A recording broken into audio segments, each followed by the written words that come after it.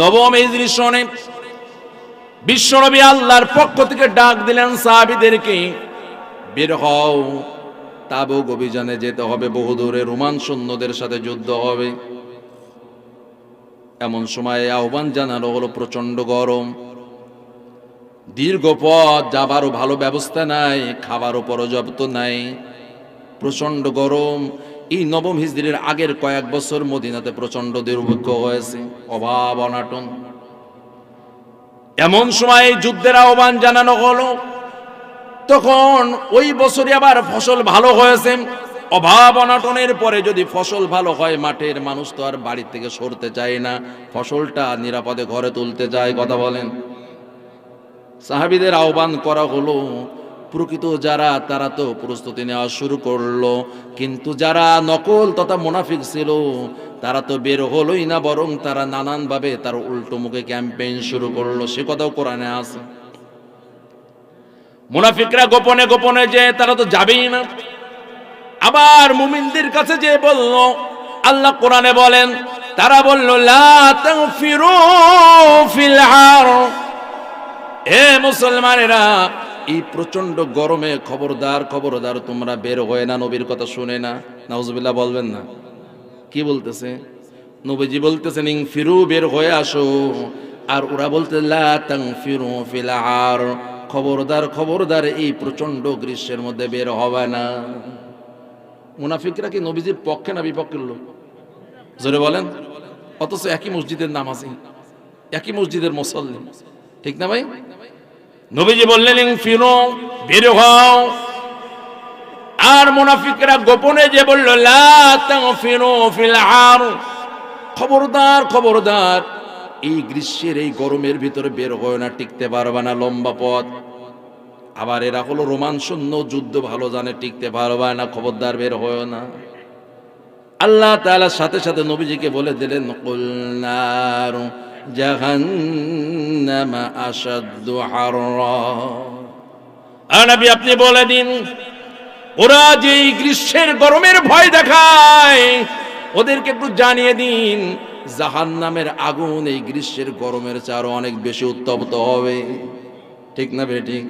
বন্ধুগণ আমার, যাদের জাহান্নামের আগুনের ভয় আছে তারা দুনিয়ার গ্রীষ্মের ভয় করে না, যাদের জাহান্নামের ঠান্ডার ভয় আছে তারা দুনিয়ার ঠান্ডার ভয় করে না, কোনো হুমকি কোনো ঝুঁকির ভয় করে না। প্রকৃত ইমানদারেরা ইসলামের ডাক আসলে তারা কোনো অজুহাত দিয়ে ঘরে বসে থাকতে পারে না, বসে থাকতে পারে না। এটা মুমিনের কাজ নয়, বসে থাকা আর অজুহাত দেওয়া এটা হলো মুনাফিকদের কাজ।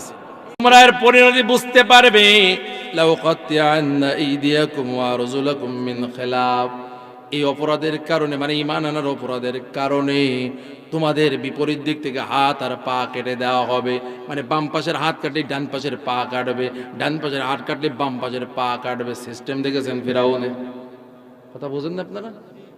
উল্টা দিকতে হাত পা কেটে দেবো, এক সাইডে কাটবো না, একদিকে ঠিক রাখবো আর একদিকে কাটবো, একদিকে ঠিক রাখবো আর একদিকে কাটবো। সিস্টেম ভালো আছে না? কথা বলেন না কেন আপনারা? বন্ধুগণ আমার, এরপরে বলতেছে ওয়ালা উসাল্লিবান্নাকুম আজমাইন, সব কয়টারে একটা একটা করে শুলে চড়াবো, মানে ফাঁসি দেব।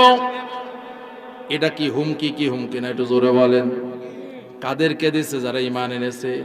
এদের ঈমানের বয়স কয় বছর? এদের ঈমানের বয়স কয় বছর? 1 বছর? এ কেবল 5 মিনিট 10 মিনিট বা আধা ঘন্টা আগে ঈমান এনেছে, তাই না? এরা কি জন্মসূত্রে মুসলমান? এরা কি একটু আগে ঈমান এনেছে না?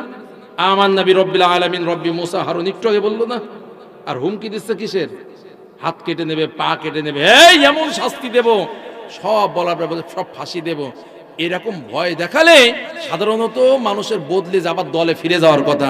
কিন্তু সত্যিকার মুমিন যদি হয়, একবার ঈমান আনার পরে জীবন দেবে, তারপরে ঈমান থেকে আর ফিরে আসবে না। জোরে বলুন ঠিক কিনা? এরা হলো ঈমান কি কাকে বলে, ঈমানের গুরুত্ব বোঝে, এই জন্য জীবন দিতে রাজি হয়, কিন্তু ঈমান বিক্রি করতে রাজি হয় না। দেখেন এরা কি জন্মসূত্রে মুসলমান না, এরা কিন্তু অর্জন করেছে ঈমান। দেখেন তাদের বক্তব্য। এবারে জাদুকরেরা মানে নও মুসলিম, এরা কি নও মুসলিম না? এই নও মুসলিম 70,000 মুসলমান। এবার বলতেছে, ও মিস্টার ফ্রাউন, তোমার বক্তব্য শেষ হয়েছে নাকি আমরা একটু কথা বলবো? ফেরাউন আবার একটু মনে খুশি হয়েছে যে ও বুঝতে পেরেছে হুমকি কাজ হয়েছে, এখনই মনে হয় আবার আমার দলে চলে আসবে, আশায় আবার বুক বাইতেছে, ও হুমকি কাজ হয়েছে। বুঝলেন না আপনারা কথা? ফেরাউনের এই জবাবে বলল, এই মুসলিম 70,000 ওরা বলল আমরাও একটু কথা বলতে চাই। ফেরাউনরা দুনিয়ার আগের ফেরাউন, বর্তমান ফেরাউন, ভবিষ্যতের ফেরাউনরা জানে না মুমিনদেরকে ভয় দেখে ইমান হারা করানো যায় না। মুমিনদেরকে যত শাস্তি দেওয়া হয় মুমিনের ইমান তত মজবুত হয়। ঠিক কিনা জোরে বলুন? সোনা যত পুরানো হবে সোনা নষ্ট হবে না, সোনা আরো খাঁটি হতে থাকবে। যত জুলুম নির্যাতনের মাত্রা বাড়বে ইসলামের বিজয় তত ত্বরান্বিত হবে। যত বাড়বে তত ত্বরান্বিত হবে, যত বাড়বে তত ত্বরান্বিত হবে। মুসলমানেরা, প্রকৃত মুমিনেরা কখনো মাথা নত করতে জানে না।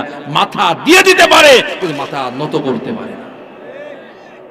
এরা হলো প্রকৃত মুমিন, কারণ এরা পৈতৃক সূত্রে 4 ইমানদার না, এরা অর্জন করেছে ইমান কাকে বলে। এই জন্য তারা বলল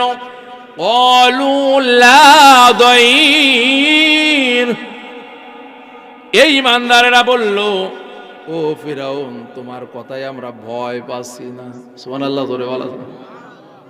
আপনার এলাকার নেতা এসে যদি আপনার শাসায় আর গরম আর হুমকি দেয়, তোর বাড়ি থাকতে দেবে না, তোর ব্যবসা বন্ধ, চাকরি খেয়ে দেব, আর আপনি বলেন যে তোর কথায় আমি ভয় পাচ্ছি না, রাগ কি বাড়বে না? আরো কমবে। আপনার ভয় দেখালে যদি ভয় পান আরো ভালো লাগে, আর ভয় না পাইলে আরো রাগ হয় বেশি। তা এই মুমিনেরা কি ভয় পেয়েছে কি? তাদের বক্তব্য আমরা ভয় পাচ্ছি না। কারণ আছে না নাই? কারণ হলো, এ ফিরাউন শোনো, ইন্না ইলা রাব্বিনা মুনকালিবুন, তুমি যদি আজকে আমাদের হত্যা করো তাও আমাদের রবের কাছে ফিরে যাওয়া লাগবে। আজকে হত্যা না করে যদি আমরা 1000 বছর বাঁচি তাও রবের কাছে ফিরে যাওয়া লাগবে। আমরা আজকে না কালকে ফিরবো। মুমিনের কাছে এটা ফ্যাক্টর নয়, মুমিন যখনই ফিরে যাক ইমানের সাথে ফিরে যেতে চায়। তুমি আমাদের ইমান কাটতে পারবা না, তুমি আমাদের হাত কাটতে পারবা, আমাদের ঠ্যাং কাটতে পারবা, আমাদের হত্যা করতে পারবা, কিন্তু ঠিকানা পাল্টাতে পারবা না। নারে তাকবীর! এই জন্য আল্লাহ তাআলা কুরআনুল কারীমের 281 নম্বর আয়াত সূরাতুল বাকারা আল্লাহ বলেন, ওয়াত্তাকু ইয়াওমা তুরজাউনা ফীহি ইলাল্লাহ। পৃথিবীর মানুষরে ওই দিনটাকে ভয় করো যেদিন তোমাদেরকে আমি আল্লাহর কাছে ফিরে যাওয়া লাগবে। ফিরা লাগবে কি লাগবে না? জোরে আওয়াজ দিতে হবে। আল্লাহ বলেন, ওয়াত্তাকু ইয়াওমা, এ পৃথিবীর জালিম হও আর মাজলুম হও, যে হও না কেন তোমাদেরকে আল্লাহর কাছে একদিন ফিরে যেতে হবে। ওই দিনটাকে ভয় করো। ফেরা লাগবে কি লাগবে না? আকাশের ঘুড়ি ওড়ে আর যুবক সুতো ছাড়ে, আরো উপরে ওঠে আরো সুতো ছাড়ে, এরকম চিলে ঘুড়ি বলে আমাদের যশোরের ভাষায়। এরকম মাথা নাড়ে লেজ লাগানো আছে পিছনে। চেনেন ঘুড়ি? চেনেন তো আপনারা? এরকম মাথা নাড়াই ঘুড়ি জন্য বলে, যুবক আমাকে ছেড়ে দিয়ে বড় ভুল করেছে ও, আমি কিন্তু আর নামবো না, অনেক উপরে উঠে গেছি, দেখা যাচ্ছে না। বালক মুস্কি হাসে আর বলে, যত উপরে উঠে নাও, সুতো ছেড়েছে কিন্তু নাটাই তো ছাড়ি নাই। নাটাই বোঝেন তো, যাতে সুতো ঝুলানো থাকে, চেনেন নাটাই? বল দেওয়া ঘুড়ি রে শোনো, ঘুড়ি তুমি যতবার উপরে উঠে নাও, আমি সুতো ছেড়েছি কিন্তু নাটাই আমার হাতে আছে। আল্লাহ আমাদের ছাল দিয়েছেন, ছাল দিয়েছেন, অপরাধ করে ছাল দিয়েছেন। আল্লাহ বলেন, না না, হায়াতের রশি তো আমার কাছে রয়েছে। একটা যখন হ্যাসকা টান দেব আর এক মুহূর্ত আর পৃথিবীতে থাকা যাবে না। আইনামা তাকুনু ইদরিকুমুল মাউত ওয়ালাউ কুনতুম ফি বুরুজিম মুশাইয়াদা, যেখানেই থাকো 10 স্তর না 100 স্তর নিরাপত্তা, কোনো সমস্যা নয়। মালাকুল মাউতের তোমার কাছে পৌঁছাতে কারোর অনুমতির দরকার হবে না। বলবা যে আমি প্রেসিডেন্ট কিভাবে আসলে, অ্যাপয়েন্টমেন্ট নিলে না, কোনো তারিখ নেই, কিভাবে আসলে, এই বলবে নাকি? ওই বলবেন না, সময় নাই, তাড়াতাড়ি কাজ করো, তোমার জীবনটা বের করে দাও। তুমি যেখানে থাকো না কেন মৃত্যু তোমার কাছে পৌঁছাবে কি পৌঁছাবে না? নবী আপনি বলে দিন, কুল ইন্নাল মাউতাল্লাযী তাফিরুনা মিনহু ফাইন্নাহু মুলাকীকুম। নবী গো আপনি বলে দিন, নিশ্চয়ই মৃত্যু হলো তাই যা থেকে তোমরা পালাতে চাও। লাভ নাই, তুমি যেখানে থাকো না কেন মৃত্যু তোমার সাথে মোলাকাত করবেই করবে। কথা সত্য না মিথ্যা? আল্লাহ যেন বলে ওয়াত্তাকু ইয়াওমান তুরজাউনা ফীহি ইলাল্লাহ। ভাইরা আমার, এই গভীর রাতে বলি, আমি যদি কাউকে ঠকাই, আমি কাউকে ঠকাতে পারি না। কাউকে ঠকানো মানে নিজেকে আমি ঠকাতেছি। কেননা আল্লাহর আদালত চলছিরা, হিসাব হবে, হবে কবে না? আল্লাহ জন্য বললেন ওয়াত্তাকু ইয়াওমান তুরজাউনা ফীহি ইলাল্লাহ। ওই দিনটাকে ভয় করো যেদিন তোমাদেরকে আমি আল্লাহর কাছে ফিরে আসতে হবে। সুম্মা তুওয়াফা কুল্লু নাফসিম মা কাসাবাত। প্রত্যেক মানুষ যা অর্জন করবে তার হিসাব কড়াই গন্ডায় আখিরাতে বুঝিয়ে দেওয়া হবে। নারায়ে তাকবীর। সর্বশেষ, একেবারে সর্বশেষ দুইটা আমলের কথা বলবো। দুইটা কাজ করতে পারলেই আমরা জান্নাত নিশ্চিত হয়ে যাবে। বলে দেবো না দুইটা কাজ শুধু শেষ বেলায়? না থাকবে আজকে, সামনের বছর বলবো ইনশাআল্লাহ তাআলা। দুইটা কাজ একদম সংক্ষেপে। কয়টা কাজ? তা জান্নাতে না যায় দুইটা কাজ করে জান্নাতে যাওয়া সহজ না? আমরা তো সব কাজে সহজ শর্টকাট ভাবি। কি ভাবি? শর্টকাট। শর্টকাট। তাহলে কয়টা কাজ বলেছি? আসলে আল্লাহর কোরআন থেকে বলি। কোরআনে কি মিথ্যা আছে নাকি? কিছু কিছু মাঝে মাঝে কথা বলেন একটু। আল্লাহ তাআলা বলেন, খুব খেয়াল করেন, কয়টা বলেছি?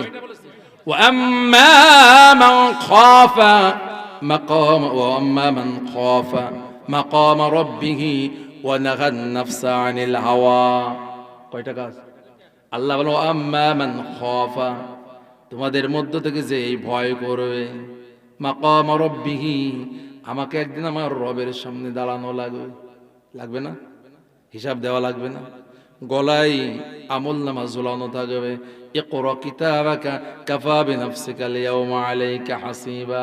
আল্লাহ বলেন পড় তোর আমলনামা, তুই নিজেই বল তোর আজকে কোথায় যাওয়া দরকার। কোরআনে আছে না নাই? একটু জোরে বলেন, আছে না?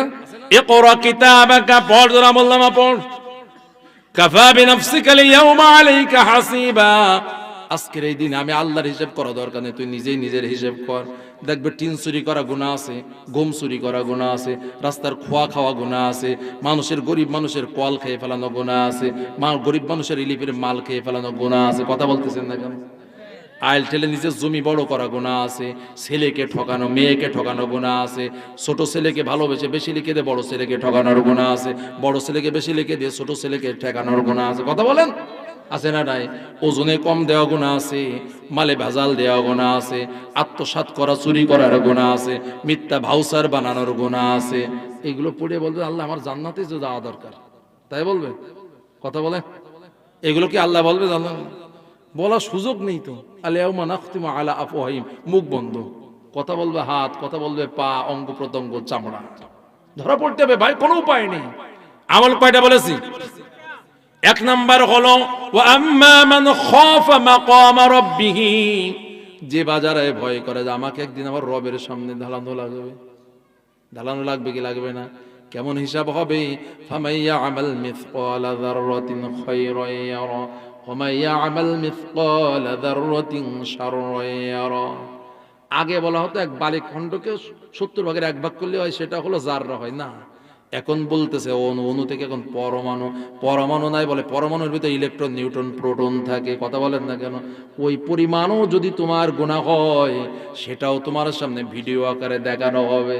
ও আল্লাহর কাছে তো ভিডিও ক্যামেরা নেই, কারণ আল্লাহ তো ইঞ্জিনিয়ার না। আমরা আধুনিক শিক্ষায় শিক্ষিত, আমরা ইঞ্জিনিয়ার। ভাই আপনি যেই মস্তিষ্ক দিয়ে ক্যামেরা, সিসি ক্যামেরা আবিষ্কার করেছেন, ওই মস্তিষ্ক আমার আল্লাহ তৈরি করেছেন। সুবহানাল্লাহ বলা যাবে না? তাহলে আমার আল্লাহর সে ইঞ্জিনিয়ার আছে কেউ? আমাদের যদি ক্যামেরা থাকতে পারে, ভিডিও ক্যামেরা, সিসি ক্যামেরা, গোপন ক্যামেরা, নানান ক্যামেরা থাকতে পারে, তা আমার আল্লাহর ক্যামেরা আছে না নাই? এই জন্য আল্লাহ ভিডিও চালাই দেবেন যাতে অডিও শুনে অস্বীকার না করেন। দেখ তো চেহারা দেখ, কোনো এডিট করা নেই, তুই একেবারে ওই অমুক তারিখে অমুক সময় এই কায়দায় দুর্নীতি করে মিথ্যা ভাউচার বানাইছিল। গরিবের নামে টিউবওয়েল এসেছিল 150 কান, তুই 10 কান বিতরণ করে 140 কান মাইরে দিছিলি। এসব লেখা আছে। ওই তো চুরি করতেছিস কি কায়দায়, তোর খাটের তলে কিভাবে তেল আছে আর গম আছে সব দেখা যাচ্ছে। কথা মনে হয় বোঝাতে পারলাম না? এই যে আল্লাহ বলেন যাররা পরিমাণ ভালো কাজ হিসাবেতে বাদ যাবে না, যাররা পরিমাণ খারাপ কাজ সেটাও বাদ পড়বে না। এই দিন আমাদের সামনে আছে না নাই? এই আল্লাহ বলেন তোমরা যা অর্জন করবে দুনিয়াতে তাই তোমাদেরকে প্রতিদান হিসেবে দেওয়া হবে। অহুম লা ইউজলামুন, আমি আল্লাহ গ্যারান্টি দিচ্ছি কারোর প্রতি কোনো জুলুম করা হবে না। আল্লাহ জানাবো আম্মা মান খাফা মাকাম রাব্বিহি, যে ব্যক্তি রবের সামনে দাঁড়াতে হবে ভয় করে চলবে, ওই ব্যক্তি নামাজ কামাই করবে না, ওই ব্যক্তি রোজা ছেড়ে দেবে না, ওই ব্যক্তি হজ ছেড়ে দেবে না, টাকা হলে যাকাত দেওয়া ছেড়ে দেবে না, মিথ্যা বলবে না, মানুষকে ওজনে কম দেবে না, প্রতারণা ধোঁকাবাজি করবে না, অন্যকে ঠকাবে না, অন্যের মাল চুরি করবে না, আলটেরে জমি বড় করবে না, মেয়েকে ঠকিয়ে ছেলেকে জায়গা লিখে দেবে না, বেপরদায় মা বোনেরা বেড়াবে না। কথা বলেন না কেন? যদি এই ভয় থাকে যে আমার রবের দরবারে দাঁড়ানো লাগবে। আমাদের মন তো কত কিছু চায়, প্রবৃত্তি কত কিছু কামনা করে, কিন্তু বলে যে না না, আমার রবের দরবারে তো ধরা পড়া লাগবে, কবরে যাওয়া লাগবে, হাসরে ময়দানে ওঠা লাগবে। এই ভয় যাদের অন্তরে থাকবে, নিষিদ্ধ কাজের দিকে তারা যাবে না, মনকে কন্ট্রোল করবে। তাহলে আল্লাহর ভয় রেখে জীবন যাপন, আর অন্তরকে যদি কন্ট্রোল করা যায় অন্যায় থেকে, আল্লাহ বলেন ফাইনাল জান্নাতা হিয়াল মাওয়া, এই বান্দা বান্দির জন্য আমি আল্লাহ জান্নাত দলিল করে দিলাম। নারে তাকবীর! তাহলে আমাদের জীবনে আল্লাহর ভয় নিয়ে, আল্লাহর শাস্তির ভয় নিয়ে আমাদের জীবনে চলতে হবে। আর কি চলতে হবে? অন্তরকে যাবতীয় অন্যায় কাজ থেকে আমার দেহ মন অন্তরকে হেফাজত করতে হবে। আল্লাহ বলেন তাহলে আমি জান্নাত একটা একটা করে দলিল করে দেবো তোমাদের নামে। সুবহানাল্লাহ বলা যাবে না? এই যে অনেক রাত পর্যন্ত কষ্ট দিয়ে অনেকে বলবো হুজুর এত রাত পর্যন্ত ওয়াজ করে লাভ কি, ফজরের নামাজ কামাই যাবে। আপনি যদি সত্যিকারের নামাজি হন তাহলে আপনার ফজর বাদ যাবে না, আর আপনি যদি নামাজি না হন তাহলে যদি ওই সন্ধ্যে 7টায় ঘুমান অথবা আসরের সময় ঘুমান, 3 দিন ধরে ঘুমাবেন তাও ফজর পড়তে পারবেন না। কথা বোঝাতে পারি না? আপনি যদি নামাজি হন তাহলে 10টায় ঘুমালেও ফজর পড়তে পারবেন, 3টায় ঘুমালেও পড়তে পারবেন। আর বেনামাজি হন তাহলে 7 দিন আগের থেকে আপনি ঘুমাচ্ছেন যে ফজর পড়বো, 8 দিনের মাথায় যে পড়তে পারবেন না। বুঝাতে পারি না ভাই? আপনি বলুন যে এত রাত আপনি যতই মাসলা দেন একই অস্ত্র ঠিক হচ্ছে, কারণ আপনি বাড়ি যেয়ে দেখলেন আপনার বাপ মারা গেছে। আমার বাপ মরার টাইম পেলেন রাত 1টার সময় মারা যাবে কেন? এখন মানুষের ঘুমের টাইম না, এই বলবেন নাকি? কথা বলেন, আপনার একটু কথা বলেন। তা আপনার বাপ মারা গেলে জেগে থাকেন, আপনি যে দেখতে আপনার ছেলে খুব পেটে ব্যথা করতে ছটপট করতেন, এই কয় তো ছেলে নিয়ে তুই সরে যা, বউরে বললেন ওদিক যা, ওই ছেলে এখন ছটপট করলে সময় নেই, এখন ঘুমানোর সময় ফজর কামাই হবে, তাই বলবেন নাকি? ছেলে চিল্লালে আপনি রাত জেগে থাকেন, স্ত্রী অসুস্থ হলে হসপিটালে নিয়ে যান, বাপ মা বা আপনজন মারা গেলে সারা রাত জেগে থাকেন। আপনি যে জাহান্নামের পথে চলে যাচ্ছেন, এর জন্য কি একটু রাত জেগে কোরআন শোনা যাবে কি যাবে না? এত ফতোয়া কনে পান? ওর চেয়ে বড় ফতোয়া আমাদের কাছেও আছে। কথা বলতেছেন না কেন? বাপ মরে গেলে যদি রাত জাগা যায়, যদি মা মারা গেলে রাত জাগা যায়, ভাই মারা গেলে রাত জাগা যায়, আপনজন অসুস্থ হলে রাত জাগা যায়, নিজেকে জাহান্নাম থেকে বাঁচানোর জন্য রাত জাগা যায় কি যায় না? বা এই মানুষগুলো তো পিওর, কারণ এই রাত 1টার সময় তো খিচুড়ি নেই, বিরিয়ানিও নেই, এক গ্লাস পানিও নেই।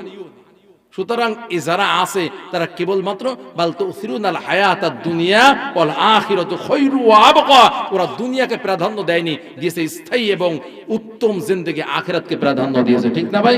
যারা এই প্রাধান্য দিতে পারলেন, আল্লাহ যেন তাদেরকে কবুল করুন, বলুন আমিন। আমি আর কষ্ট দেব, অনেক রাত হয়ে গেছে। আপনারা গালাগালি বা বদদোয়া করেন, কিছু করার নেই। আল্লাহ বলেন ফাইন্নামা আলাইকাল বালাগ, নবী গো আপনার দায়িত্ব হলো পৌঁছে দেওয়া। এটা আমি যাব না, মুনাজাত করে দেব নাকি? কোনো কথা আছে আপনাদের? কথা আছে নাকি? আখির দাওয়ানা আলহামদুলিল্লাহি রাব্বিল আলামিন। আমি আর বলবো না, অনেক রাত হয়ে গেছে। আমাকে কালকে আল্লাহ যদি তৌফিক দেয়, আমাকে যে জুমা পড়াতে হবে খুলনাতে, এখান থেকে 300+ কিলোমিটার বেশি পথ, এই সারা রাত যেতে হবে। আপনাদের দোয়া আছে, আল্লাহ রহমত চাই। এই জন্য আল্লাহ আসলাম। আমার বিশেষ করে আমার সাকিব ভাই এবং আমার রুবেল ভাই যারা আমার সাথে যোগাযোগ করেছেন, আপনাদের কর্তৃপক্ষ সুযোগ দিয়েছেন, আপনারা সুযোগ পেলেন। এখানে মানুষ অল্প হলেও আমি জানি অনেক মানুষ দূর থেকে আওয়াজ শুনতে পাচ্ছে। আজকে যারা চলে গেছে তারা অবশ্যই যদি ঈমান থেকে থাকে, সত্যিকারের ঈমান, তারা আফসোস করবে যে না, কথাগুলো আমাদের শোনা দরকার ছিল। কথা বলেন ভাই? তারপরে কেউ শুনুক আর না শুনুক, এই যে আমার মিডিয়ার ভাইয়েরা রেকর্ড করেছে, এর বদৌলতে পৃথিবীর আনাচে কানাচে ছড়িয়ে পড়বে এই কোরআনের কথাগুলো। এই কোরআনের কথাগুলো, সুন্নাহর কথাগুলো মানুষের কাছে পৌঁছানো দরকার আছে না নাই? আমরা আলেমরাও হয়ে গেছি গুমরাহী এবং ভ্রান্ত দুনিয়াদার। আমি তো সে ওয়াজ করতে পারলাম না, দুনিয়াদার আলেমের কি পরিণতি তা আল্লাহ সূরা আরাফের ভিতরে তুলে ধরেছেন। বিস্তারিত সুযোগ পেলাম না, ওটাই শুনো তাড়াতাড়ি, দেরি শেষও করে দিলাম তাড়াতাড়ি, তাই না? তো সামনে যদি আবার সুযোগ হয় ইনশাআল্লাহ তাআলা আমরা আরো কিছু কথা আমাদের শোনা দরকার ভাই, আমাদের বাঁচা দরকার। আপনারা আমাদেরকে শত্রু না, আমরা মানব দরদি, আমরা উম্মাকে ভালোবাসি, তাই চাই উম্মা যেন জাহান্নামে চলে না যায়, তাই না ভাই? শয়তানের খপ্পরে না পড়ে চলে যায়। এই জন্য আমার ভাইয়েরা, আপনারা কিস্সা কাহিনী যারা ভালোবাসেন না চলে গেছেন, তারপরেও আমার ভাইয়েরা যারা আমাকে এনেছেন তাদের কথা হলো, হুজুর আপনি যতটুকু পারেন মানুষের কাছে কোরআন সুন্নাত দাওয়াত দিয়ে যাবেন, তাতে মানুষ শুনুক আর না শুনুক। এই জন্য আপনারা বসে আছেন যে কয়জন, আমরা তাদেরকে নিয়েই এত দীর্ঘ সময় কথা বললাম। রাগ করলেন নাকি আপনারা? আমি জানি আপনারা অন্তত রাগ করবেন না, যারা করা তারা অনেক আগেই চলে গেছে, তাই না? আর কর্তৃপক্ষ যারা আছেন আমি আশা করি তারা রাগ করবেন না, যদি একটু হন তার কি করার আছে।